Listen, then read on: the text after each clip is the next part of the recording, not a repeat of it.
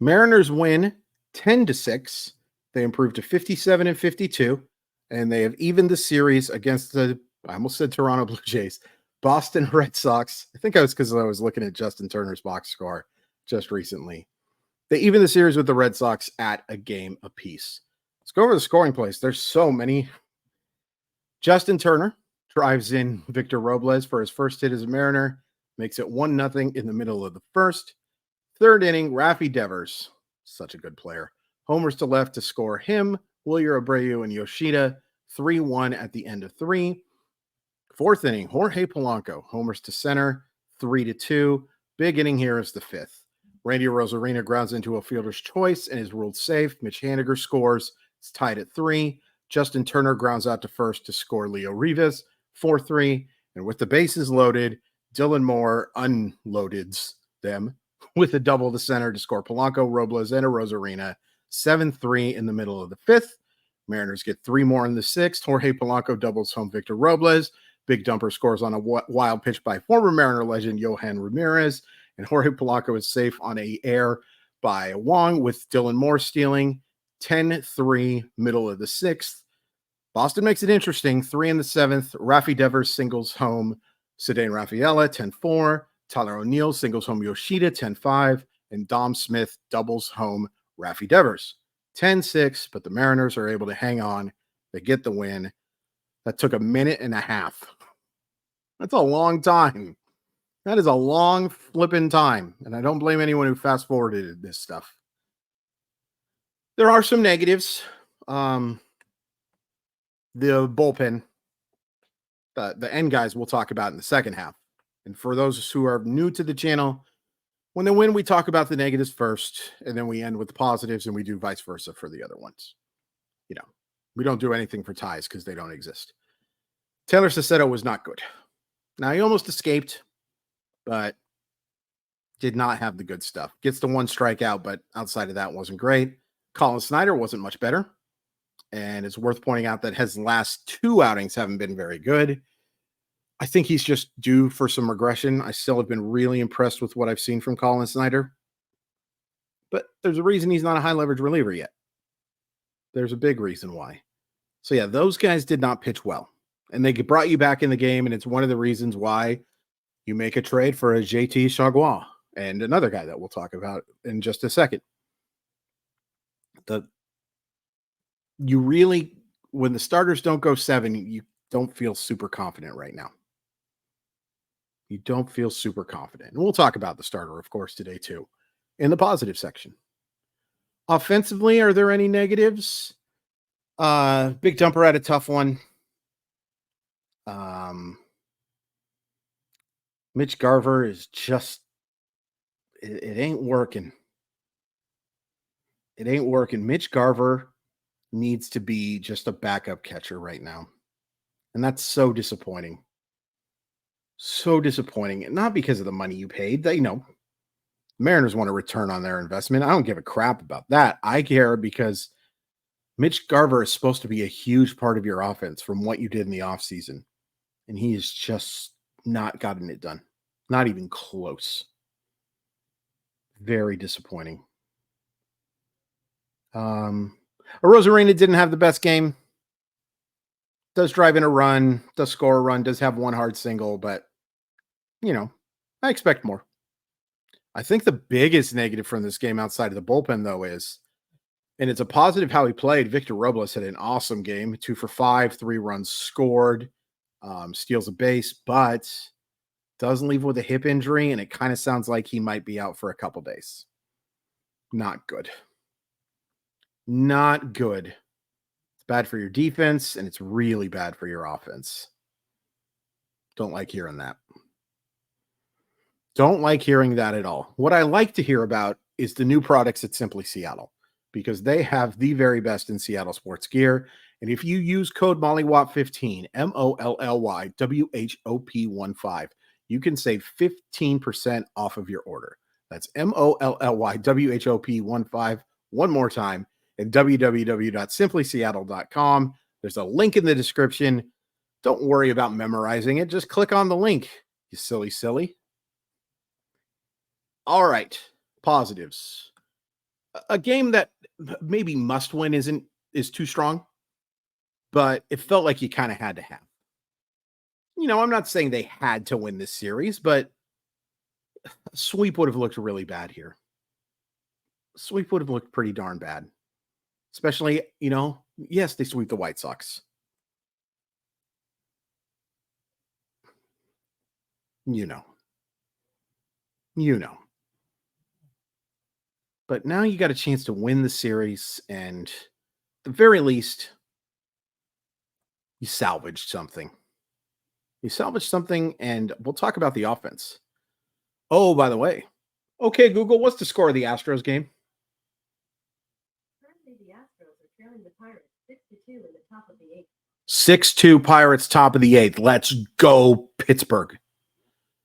If that score holds, your Seattle Mariners are alone in first place. Let's go. Let's go, Pittsburgh. Huge fan. Yins, Primanti brothers.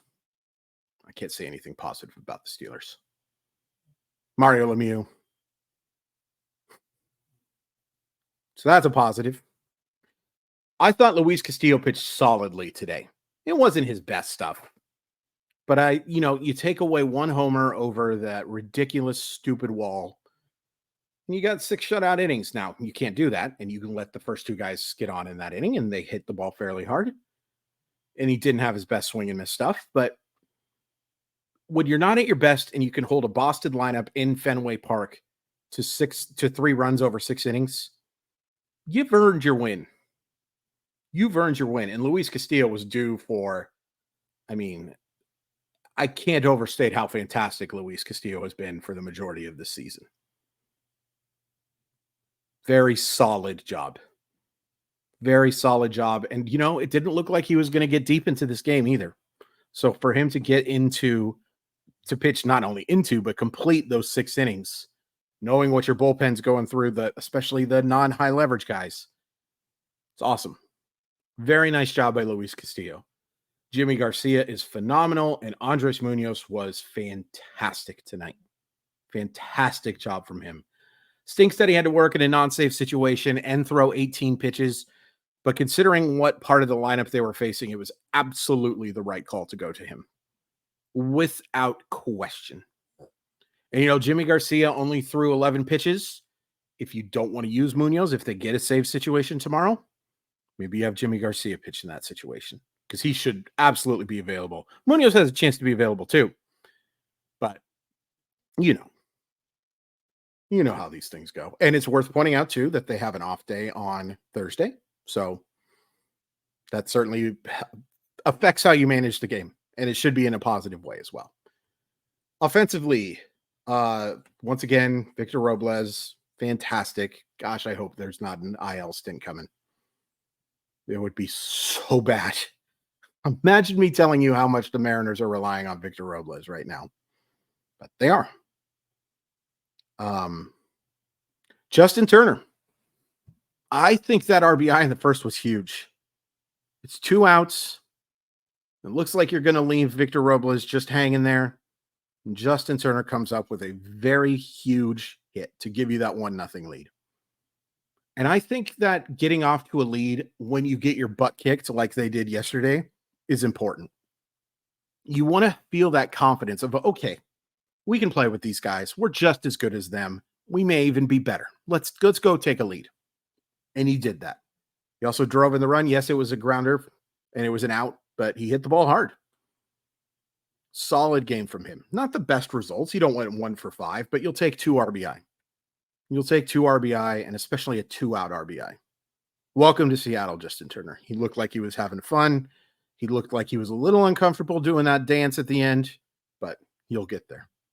You will get there. Great game from Dylan Moore. Reaches, I believe, 4 times. I think he had 2 hits, a walk, and a boop, hit by pitch. Steals a base. That was a huge play. It's a 4-3 game. You turn it into a 7-3 cushion. You're feeling a lot better after that hit. And it's just great to see Dylan Moore swing the bat well. There have been a lot of oof magoofs. I've said that phrase too much lately, but there have been some uh-ohs from Dylan Moore. He had a terrific spring. I don't think you would say he's had a terrific summer. Some question marks defensively. You saw that he and Polanco were not on the same page on what should have been a double play, but you know, and it stinks that the Mariners weren't able to get a shortstop today. It stinks that they weren't. But Leo Rivas, maybe honestly, he's so much better defensively than what they have that maybe you just have to deal with it. No, he's not going to hit well. He's hitting 308 with a 462 slugging percentage right now. I don't think that's sustainable, but hey, they have to have better up the middle defense, and you're not going to get it from Polanco. But you know what you are going to get from Polanco? It sure looks like good offense for the rest of the year. Boy, he looks so much better. And look, we knew that ascension to the mean was coming. I don't think anybody thought that Jorge Polanco was going to be this bad all year. It was frustrating. And I get why people were calling to replace him. I thought that they could upgrade at second base and you could figure out what to do with Polanco. But really, since I think like the start of July, Jorge Polanco has been a fantastic offensive player. The long homer, the double.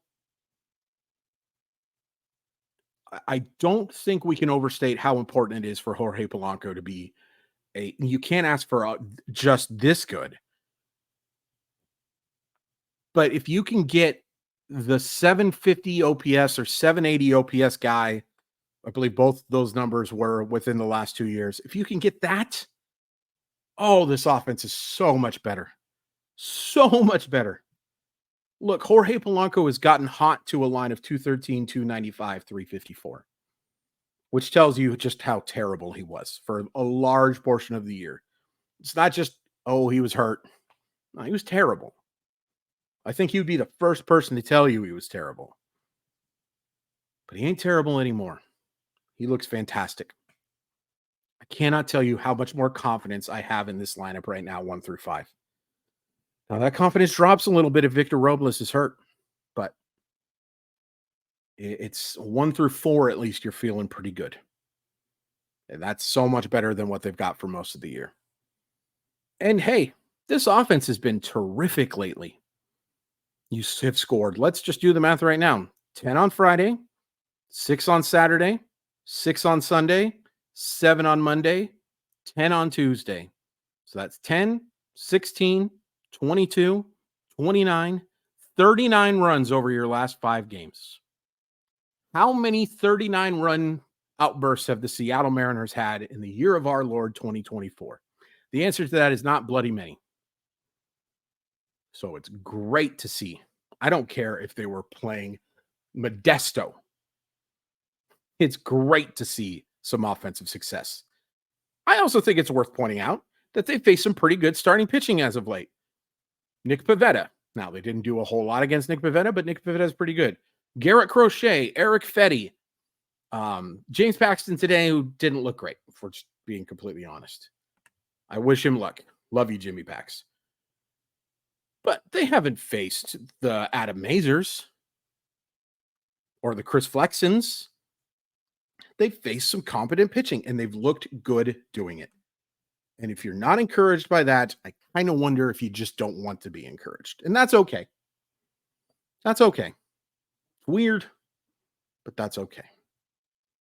Please hit like. Please hit subscribe. Mariners get a 1 o'clock game tomorrow, Best Coast time. George Kirby against, I don't remember, but I bet you it's Brian Bale. Should score some runs. Now, Bello's talented. People disagreed with me on that. Oh, well. But a pitcher that you can beat. A pitcher that you can beat. And getting a series win, going home, and having a 5-1 road trip, sign me the you-know-what up. So again, please hit like, please subscribe. Thank you again to everyone who came to the live chat today. That was a ton of fun. Thank you everyone who's watched all the trade videos. They're up. I just appreciate you guys so much. Love you. We'll see you tomorrow.